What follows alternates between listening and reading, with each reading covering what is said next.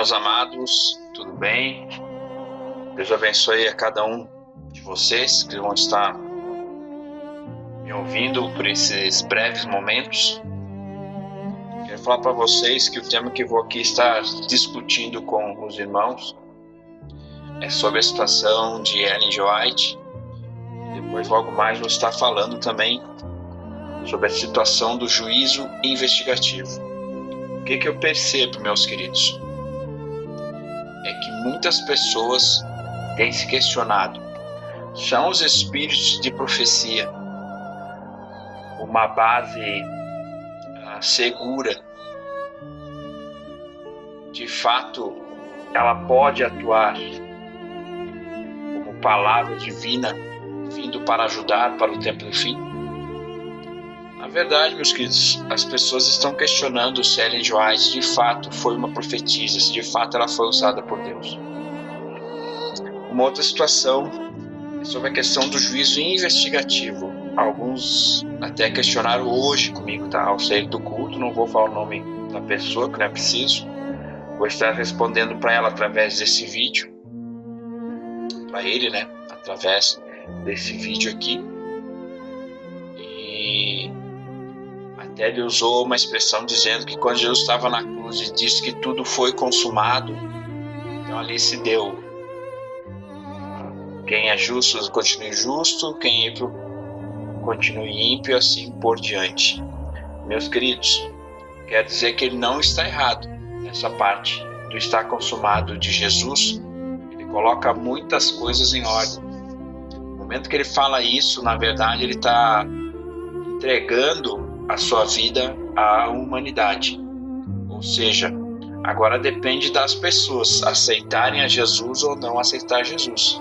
E como diz João 3,16, diz bem lá que Deus amou o mundo de tal maneira que deu seu Filho unigênito para que todos aqueles que nele creem não pereçam, mas tenham vida eterna. Ou seja, a Bíblia é bem clara em dizer: ou você aceita Jesus e tem a vida eterna, se não aceita Jesus, não tem a vida eterna. A Bíblia ela não fica floreando sobre essas situações. Mas, meus queridos, é Ellen G. White de fato uma verdadeira profetisa?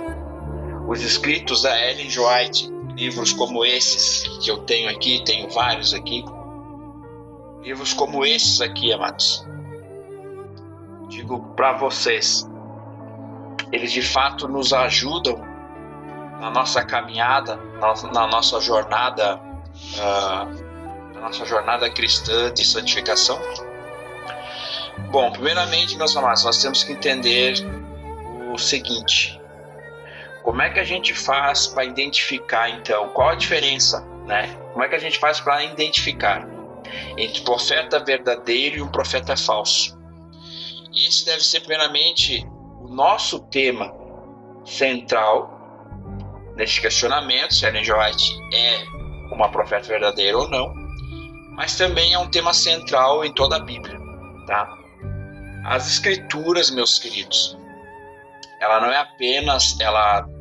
não apenas nos alertam sobre o perigo do engano, mas fornecem para nós testes práticos e que a gente consegue, através de uma boa leitura, através de honestidade intelectual. Tá? E o que é honestidade intelectual? É nos aprofundarmos naquilo que nós já conhecemos, mas também devemos prestar a devida atenção às coisas que nos cercam. Tá, ok? Mas a Bíblia, então, ela nos fornece alguns testes práticos. Tá? E as Escrituras, como eu falei, elas nos alertam não apenas sobre o perigo do engano, mas ela nos oferece, então, nos fornece esses testes práticos, como o caráter, o cumprimento das profecias e a fidelidade da sã doutrina. Tá? Vamos passar, então, para os textos bíblicos.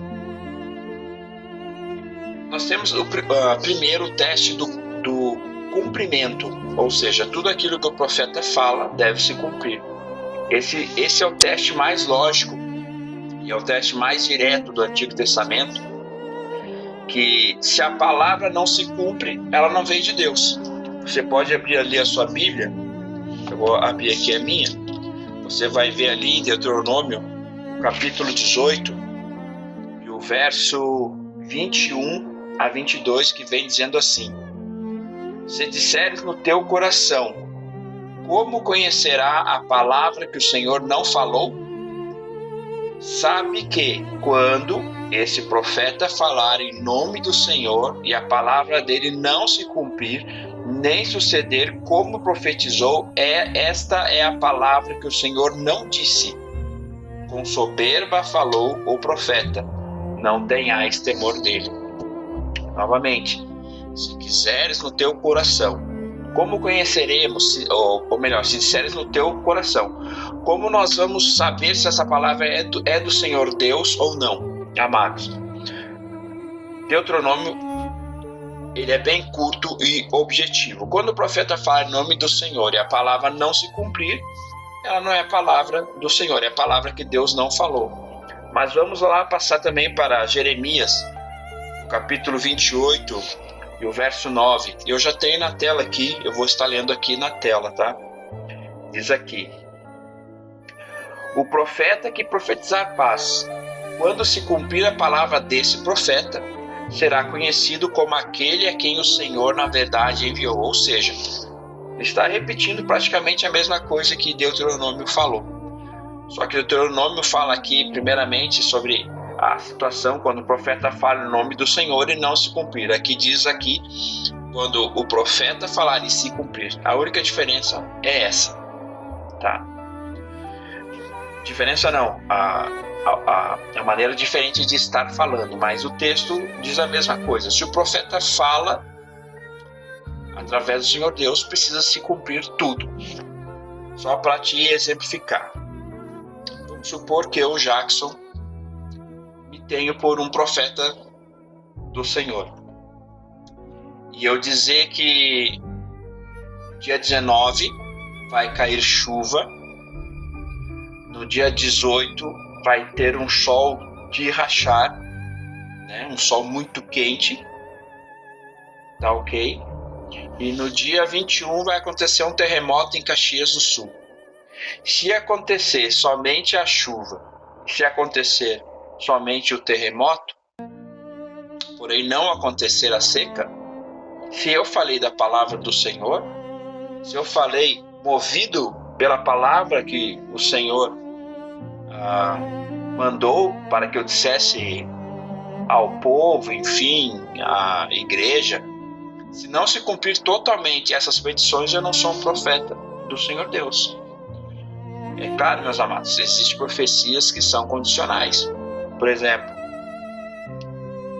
quando o profeta Jonas foi até Nínive, ele tinha Deus deu uma profecia para ele, mas era uma profecia que era condicional. Se Nínive não se convertesse, viria todas aquelas calamidades, o qual o profeta estaria ali predizendo.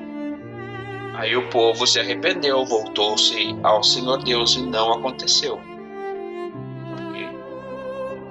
Mas toda uma profecia que ela não veio no sentido condicional, se ela não se cumprir, então esse profeta não é do Senhor Deus, tá? Outra parte, meus amados, a gente pode fazer então a teste da fidelidade doutrinária. Tá? Mesmo que o profeta então realize sinais ou milagres, se ele conduzir pessoas para longe de Deus, tá? Para longe de Deus, para longe da sua palavra, para longe dos seus mandamentos, se fala contra os mandamentos do Senhor Deus, então esse profeta, ele é considerado um profeta falso. Deuteronômio capítulo 13, o verso 1 e 3. Aqui, na minha Bíblia, diz bem assim: quando o profeta ou sonhador se levantar no meio de ti e te anunciar um sinal ou prodígio, suceder o tal sinal ou prodígio, que te houver falado e disser, vamos após outros deuses que conheceste, sirvamo-los, não ouvirás as palavras desse profeta sonhador, porque o Senhor vosso Deus vos prova para saber se amais o Senhor vosso Deus de todo o vosso coração e de toda a vossa alma. Então, meus queridos, se esse profeta opera milagres, tá? e ele realiza sinais. Porém, se ele fala, então, contra a palavra de Deus, contra a lei de Deus, ele é um profeta falso. É o que diz Deuteronômio, capítulo 13, verso 1 a 3. Em Gálatas 1,8 diz lá: mas ainda que nós temos um anjo, olha bem, ainda que nós mesmos, né? Mas ainda que nós mesmos, ou um anjo do céu, aqui o apóstolo Paulo dizendo, ainda que nós mesmos, ou um anjo do céu, vos anunciar outro evangelho, além daquele que vos tenha anunciado, seja anátema.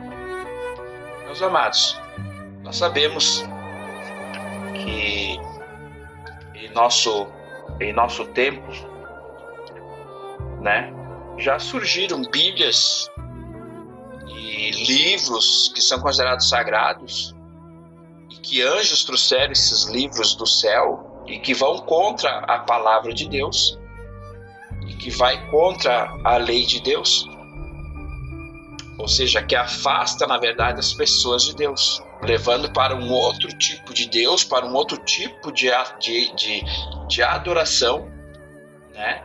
Que quer, entre aspas, se passar por um Deus, com profetas que não eram profetas. Eu não vou estar citando o nome de pessoas ou de denominações ou de religiões aqui, mas se vocês procurarem dentro da história contemporânea, vocês vão ver profetas que receberam, né, entre aspas, as mensagens do anjo Gabriel, profetas que receberam mensagens de pessoas antes mortas, né, e que devido aí o seu espírito está passando por alguns estágios de desenvolvimento espiritual, chegaram a uma classificação de anjos, o anjo Moroni, entre aspas, né?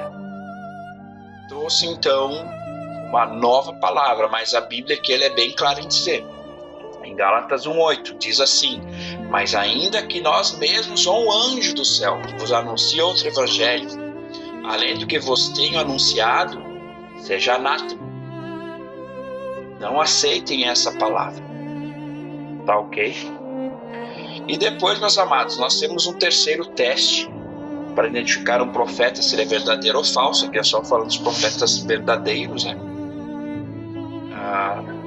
E considerando o que seria um profeta falso, é o teste dos frutos, ou seja, o caráter e a vida diz muito. Jesus ele enfatizou então que a natureza interior, meus amados, de um profeta, ele acaba se revelando em suas ações, tá? E no impacto do seu ministério.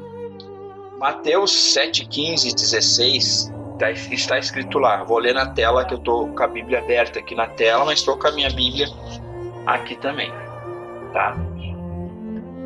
Meus queridos, Mateus 7, 15 e 16 diz o seguinte: acautelai-vos, porém, dos falsos profetas, que vêm até vós vestidos como ovelhas, mas interiormente são lobos devoradores. Pelos seus frutos os conhecereis. Por exemplo, meus irmãos, Jesus deu um exemplo aqui bem prático. Por exemplo, um pé de laranja dá melancia? Pensa que juntamente comigo, um coqueiro dá nozes? Pensa que juntamente comigo, isso é possível? Por isso que aqui está dizendo, pelos seus frutos os conhecereis. E agora vamos pensar, meus queridos. Tá? O profeta ele será reconhecido não somente pelos sinais, pelos milagres, mas sim por aquilo que ele faz. A sua vida piedosa vai dizer se ele pertence a Deus ou se não pertence a Deus. Em Mateus 7, 22, 23 também vem dizendo lá: muitos me dirão naquele dia, Senhor, Senhor, não profetizamos em teu nome? Olha o que Jesus vai dizer para essas pessoas. Então lhes direi abertamente: nunca vos conheci, apartai-vos de mim, vós que praticais a iniquidade. Meus amados, isso aqui eu não precisaria comentar. Existem várias denominações, várias religiões que têm vários que tem vários profetas, né? Que tem vários ministros, que tem vários apóstolos, tá ok? Que na verdade praticam milagres e outros mais, aí tem aqueles shows de bênção e outras coisas mais, e que na verdade estão longe da palavra do Senhor. Para essas pessoas, quando Jesus voltar, Jesus aqui ele é bem enfático. Na verdade, Jesus vai dizer para essas pessoas que nunca os conheceu. Tá ok? Vamos então, meus amados, para o quarto teste. O quarto teste é o conteúdo, o centro da mensagem. O Novo Testamento, meus amados, no Novo Testamento, a confissão da divindade e humanidade de Cristo é o divisor de águas. Tá ok? E nós temos que cuidar sobre essa situação. Quando as pessoas dizem que Cristo é divino, encarnou-se, teve um corpo de carne, nasceu do ventre de uma mulher carnal, né? Batizou-se, deu o seu ministério aqui na terra, morreu na cruz do Calvário, ressuscitou em carne e osso, foi levado aos céus em carne e osso. Ou seja, você confessa a divindade e a humanidade de Cristo, esse é um profeta que é verdadeiro. O que nós temos que cuidar, meus queridos, que tem muitas pessoas gnósticas que elas vêm dizendo que, na verdade, o corpo de Cristo não era matéria igual a nossa e que provavelmente não tenha sofrido na cruz como nós imaginamos que ele sofreu. Isso, meus amados, é uma confissão perversa e satânica. Fora outras formas aí, dos quais as pessoas apontam Jesus como que se Jesus fosse uma reencarnação de um homem vindo e voltando, e esse homem então alcançou, entre aspas, que até alguém que comenta sobre isso, que Jesus encarnou 30 vezes para chegar a estatura de um Deus como ele é hoje. Meus amados, isso é uma situação satânica, tá? Então, o quarto teste é o conteúdo, tá bom? É o conteúdo, é o centro da mensagem. Só para que vocês entendam. Na Bíblia toda, o tema é o grande conflito, mas o personagem principal é Jesus. Então, a divindade, a humanidade de Cristo é um divisor de águas que separa o falso profeta do verdadeiro profeta. Mas olha o conselho que João nos dá. 1 João 4:13, ele diz assim: amados, não creais a todo espírito, mas provai se os espíritos são de Deus. Todo espírito que confessa Jesus, que Cristo veio em carne, é de Deus. E todo espírito que não confessa que Jesus Cristo veio em carne, não é de Deus. Segundo Pedro 2:1 também vem dizendo: e também houve entre o povo falsos profetas, como entre vós haverá também falsos doutores, que introduzirão encobertamente heresias de perdição e negarão o Senhor que os resgatou. E, meus amados, nós sabemos, sempre onde o povo de Deus prospera, Satanás coloca ali algumas pessoas para que possa estar trazendo dúvidas àquilo que Deus estabeleceu. São pessoas, são profetas, são apóstolos que desvirtuam a palavra de Deus para benefício próprio, ou para que as pessoas deem razão àquilo que ele pensa segundo a forma que ele interpretou a palavra de Deus. E isso é muito perigoso. Ok? Então, meus amados, nós devemos pensar que existe também outras referências importantes na Bíblia. em Ezequiel capítulo 13, existe ali uma condenação detalhada contra os profetas que seguem o seu próprio espírito e não viram nada. Ezequiel 13 traz ali uma promessa, né, para esses falsos profetas. Jeremias 23, capítulo 16 também diz: não deis ouvidos às palavras dos profetas que vos profetizam. Eles vos fazem esquecer de mim. Falam da visão do seu coração, não da boca do Senhor. E nós sabemos que o profeta Jeremias enfrentava outros profetas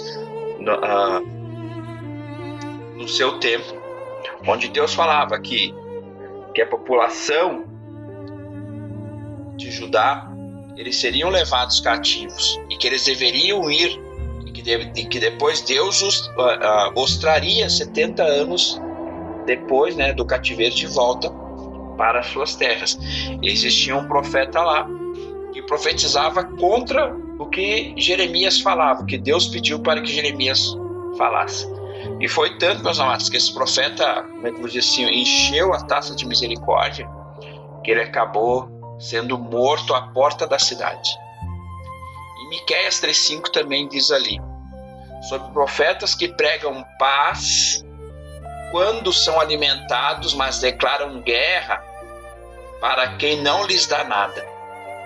Cuidado com profetas que profetizam paz, paz, paz quando você oferece alguma coisa, né? Mas quando declaram guerra, né? Então eles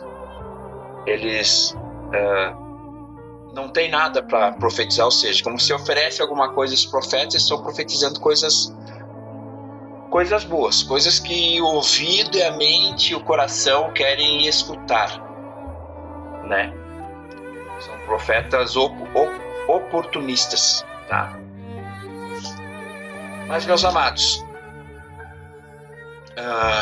nós temos que ver também uma outra situação, que são os fenômenos físicos que aconteciam no corpo dos profetas bíblicos. E temos aqui algumas referências bíblicas. E a experiência profética bíblica, ela não é apenas um evento intelectual ou auditivo, mas muitas vezes ela era acompanhada por manifestações físicas e intensas que demonstravam o peso, tá ok? O peso da presença divina ou a natureza da visão recebida.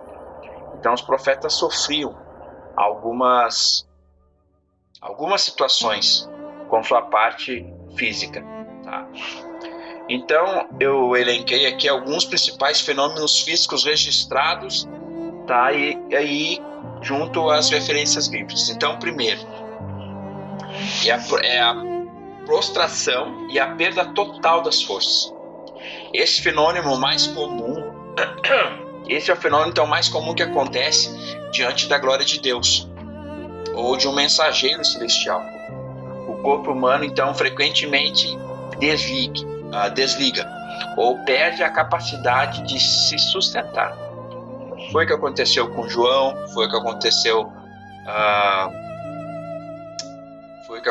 com Daniel, foi o que aconteceu com Isaías, foi o que aconteceu com Ezequiel quando viram a glória de Deus. Nós temos ali um anjo que ele aparece para uma autoridade romana. Ele se ajoelha, o anjo pede que ele não se ajoelhe, que ele é conservo dele e dos seus irmãos. Claro que isso foi físico, né?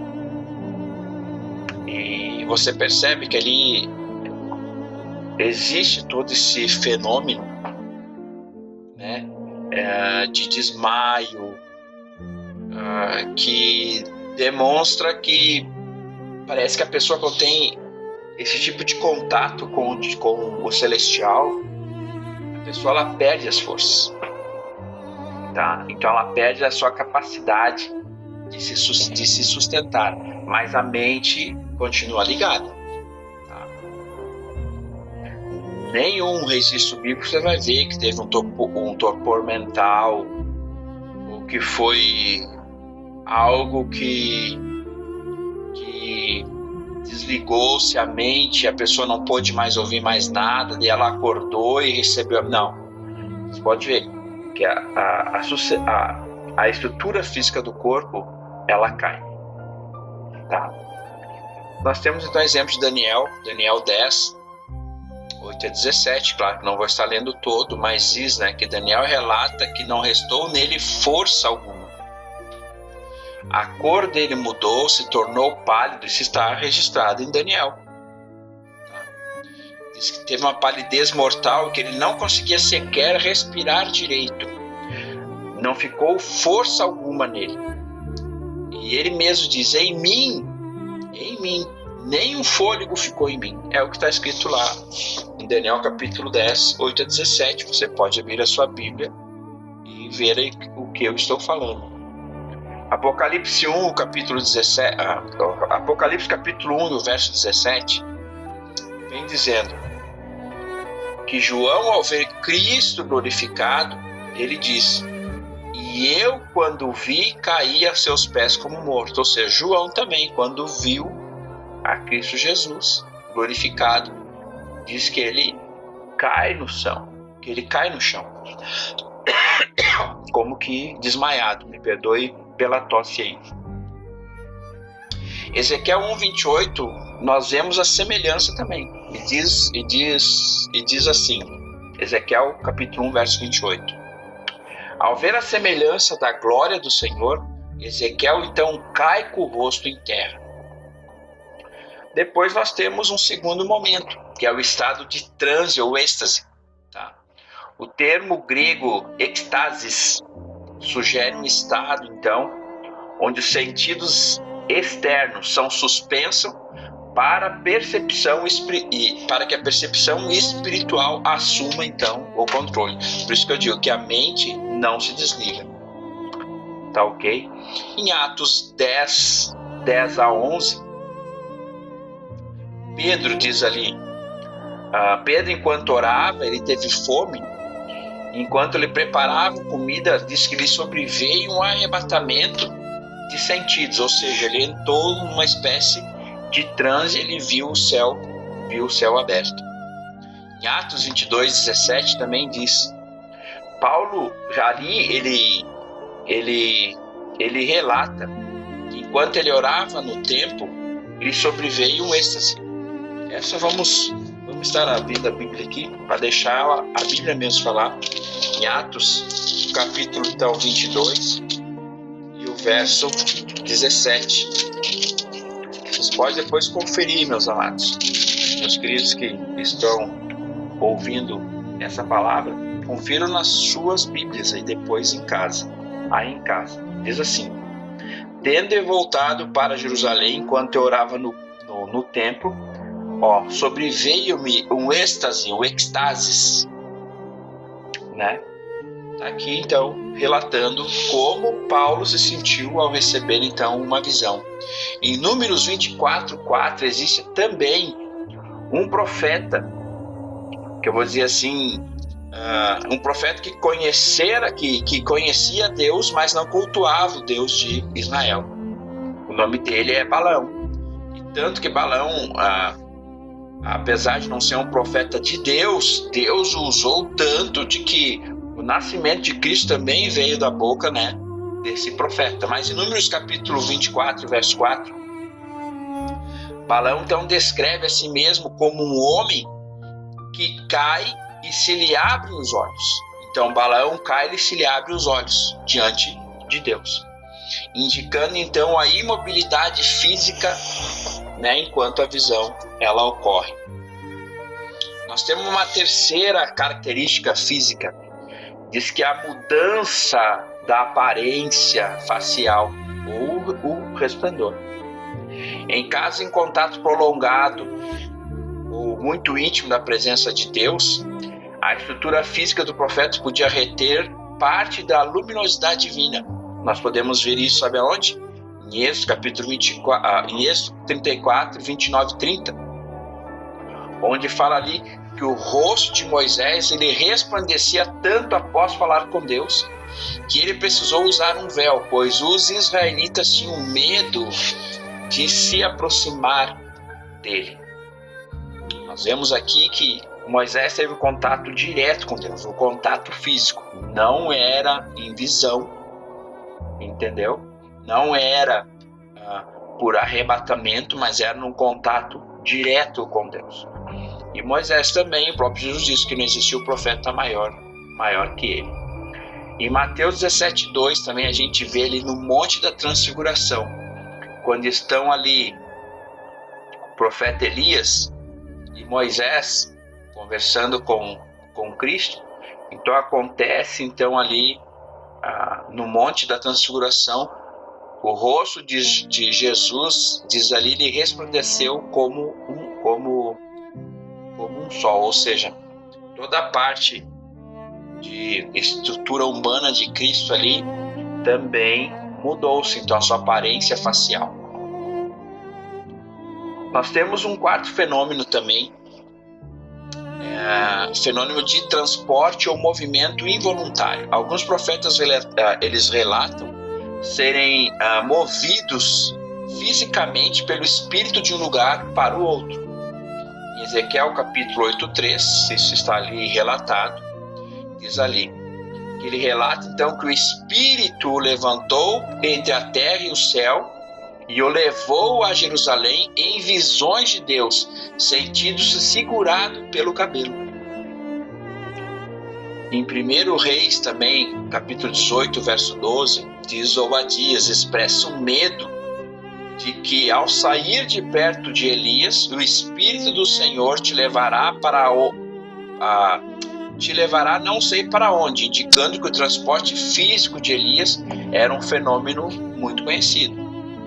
Mas agora é falar também aqui sobre Felipe e o etíope, né? E que o Espírito do Senhor então arrebatou Felipe, tirou ele de um lugar, né? E ele foi achado em uma outra cidade, em Azoto. Olha só o que diz aqui, ó, Atos capítulo 8, 39. Diz bem assim: quando saíram da água, o Espírito do Senhor arrebatou Felipe, não o vendo mais o eunuco. Olha bem, Felipe estava no lugar ali com o etíope eunuco, né? E de repente ele já não se achava ali.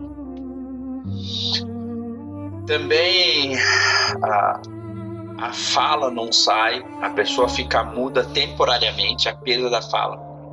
Então essa é uma quinta situação física, tá? Então um dos sentidos também, né? A pessoa não consegue falar devido à visão. Então a pessoa fica muda temporariamente, a perda da fala. A incapacidade então de falar era frequentemente uma resposta física imediata, né? A magnitude da revelação ou um sinal imposto por Deus. Em Lucas capítulo 1, 20 e 22, Zacarias ficou ali então incapaz de falar após a visão com o anjo Gabriel no templo, até o nascimento de João Batista. Em Daniel capítulo 10, 15, a mesma visão que a gente já acabara de ler, diz ali que ao falar ali a presença divina, né? Diz que ao falar ele comigo essas palavras, abaixei o rosto para a terra e emudeci. Em Ezequiel capítulo 3, o verso 26 também diz: Deus diz que faria a língua de Ezequiel se pegar no seu paladar, para que ele ficasse mudo, como sinal de julgamento sobre o povo. Nós temos ainda um sexto fenômeno físico, que são os tremores e a perturbação visceral. O profeta muitas vezes sentiu o impacto da mensagem em suas entranhas e ossos. Em Jeremias 23, 9 diz ali: meu coração está quebrantado dentro de mim, todos os meus ossos tremem por causa do Senhor. Então sempre quando o profeta tinha uma visão, ou quando Deus se manifestava para essas pessoas, para esses profetas, era assim que eles ficavam, defasados de força física. Abacuque 3,16 também diz ali: Ouvi-o, o meu íntimo se comoveu, a sua voz tremeram os meus lábios, entrou a podridão nos meus ossos e estremeci dentro de mim.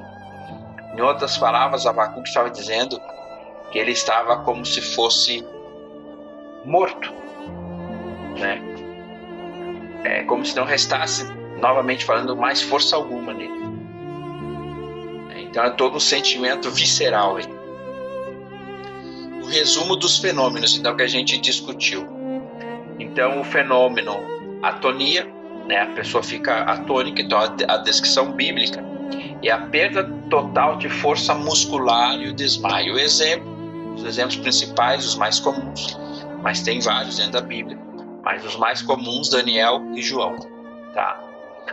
O resplendor, o fenômeno, então a emissão de luz pela pele ou pelo rosto. Isso aconteceu com Moisés, aconteceu com Jesus também, tá? Então o fenômeno também, nós temos ali a mudez, que é a incapacidade temporária de articular os sons. Nós temos ali Zacarias e Ezequiel. E o êxtase, no grego, né? A suspensão dos sentidos comuns para a visão, assim como Pedro e Paulo. E também nós temos ainda como um fenômeno, então, os tremores. A descrição bíblica, então, fala sobre a vibração física intensa e adorócia. Isso a gente pode ver como os exemplos principais, Abacuque e Jeremias. Então, essas reações físicas, elas servem como evidência na narrativa bíblica de que a experiência profética, ela não era uma mera invenção da mente do profeta, mas uma intervenção externa que subjugava toda a sua biologia, tá? Toda a sua base biológica, essa manifestação de sentido espiritual, abalava toda a estrutura física e mesmo fisiológica, tá? Então, considerando então esses estudos de psicologia de religião, que até é uma aula que eu gosto muito, quero refazer a aula, né? Eu quero dizer aqui, meus queridos, que eu tenho interesse, sei que alguns têm interesse, de analisar então como esses fenômenos eles se comparam com os estados alterados de consciências descritos na literatura acadêmica. Meus queridos, eu digo assim, este é um estudo que é fascinante, né? Todo o comportamento corporal e físico dessas pessoas, como também a parte moral, como também a parte ética dessas mesmas pessoas. Então, meus amados, agora nós sabendo como distinguir um profeta verdadeiro do profeta falso, então nós podemos entrar aqui no contexto da Ellen G. White, que é um contexto, será que ela é uma verdadeira, ela se encaixa no verdadeiro profeta ou no falso profeta? Outra coisa, vocês podem ver sempre os profetas têm testemunho, tem pessoas que veem esses fenômenos físicos, né, que eles sobreviam. Podemos ver que quando Daniel está andando na margem do lá, eles sobreveem a visão. Os que estão com ele veem como é que Daniel está e acabam correndo, tá? Então nós vamos estar analisando agora Ellen G. White dentro do contexto bíblico de profetas verdadeiros, e vai ser necessário nós cruzar esses critérios que vimos anteriormente, esses critérios bíblicos, com os registros históricos e biográficos e os testemunhos oculares do ministério de Ellen G. White. No Adventismo, quero deixar bem claro, meus amados, que ela não é vista como substituta da Bíblia, mas como uma luz menor que guia a luz maior. Então, abaixo nós vamos então estar aqui apresentando uma análise detalhada, baseada nos critérios bíblicos e nos fenômenos aqui registrados, ok?